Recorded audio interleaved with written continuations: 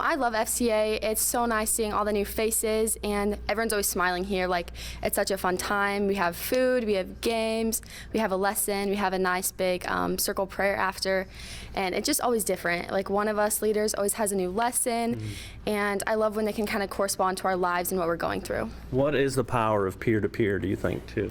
I think it's just nice, like, us all being in high school, being able to relate to one another and just, like, hearing each other's experiences and figuring out ways to go through them. What goes with being the one to lead, to open God's Word and pour truth into other people? It was definitely scary at first, but it's such a great feeling knowing that you're helping make others people's lives better and that you're leading them to Jesus and that you can make them happy in the way that you are. How has this impacted your week, I guess, to know that there's other kids that walk in the hallways who believe what you believe, you're gathering together, and like we said before, opening the Word together, too?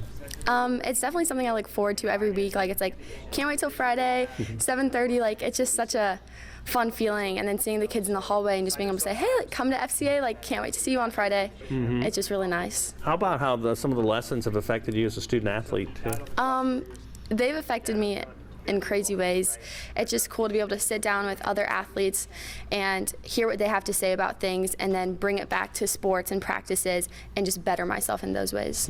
Some kids might be a little afraid, a little standoffish about this. What's your encouragement for them to give FCA a chance? I mean, there's no hurt in coming and trying it for the first time, and I'm pretty sure you'll love it. It's just so nice to be surrounded by other people in your same situation. Tell me how enduring this is, your faith. I mean, you'll be facing college in a couple years, things like that too. Your strategies to make sure you're locked into the gospel. Just to reassure myself, like, that God's always there. Like, there's nothing that can hold me back if I have Him with me and if I just continue to go back to Him. I think the biggest thing with me in sports is, I have a very busy schedule, and sometimes, athletes can, especially athletes or guys with the grades in school and everything, it makes it really hard, and sometimes you can struggle with fitting in God and fitting in the Bible and fitting in that word. And sometimes I think whenever before each game I pray. In every sport I find a way to pray. After the game I pray for letting me go through it safely without injuries, helping keep me safe, keep me healthy during it. So I do that, and that's one of the big ways I try to keep connected during my sports, because we are very busy. And then right before I go to bed every night I try to take about 30 minutes to get in my Bible and read what I can.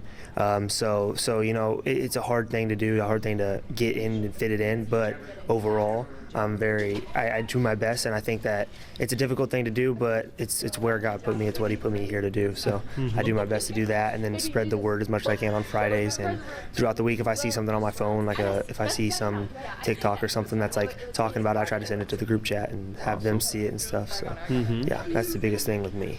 Awesome. Why do God's ways work for you as an athlete?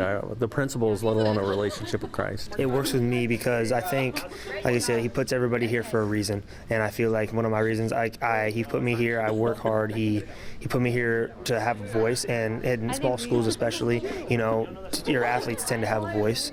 So I think that's something that I'm here for as an athlete. I have a voice in this school. People listen to me. People look up to me, especially being a senior. So I think that using God to show that, hey, I'm here, I'm successful, and I believe in God, and I do my best to worship in Him and stuff. And sometimes before games I'll wear this hoodie or I'll wear something so that someone can see it. And I think that that's a great way to get the word out, because, like I said, I have eyes on me. So if I can use those eyes to show and be like, okay, he's a good guy, so he must be doing something right. And then you can find a way to show God and show Jesus. I think that that's amazing, and I think that that's the best way for me personally. I think that's why I'm here, is just to spread His word, and that's why He's putting me on the platform I have.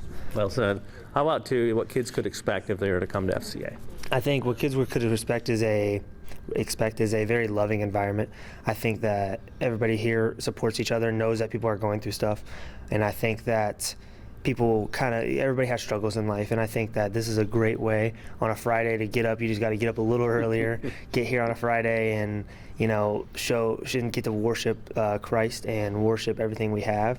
And I think it's a great way to come together, and I think it would be a loving environment, and I think anybody that would come would love to just hear what we had to say and get refreshed to start this Friday morning off great. And sometimes we do activities. We'll go and we'll bag groceries. One time, I think my sophomore year, we did that, and then we'll put notes around the school and stuff. So we try to be very uplifting, and I think it'd be uplifting and kind of make someone's Friday even better than what a Friday can be, of course. So I think it'd be a great way to start off your weekend and to really find a way to put Christ in your life.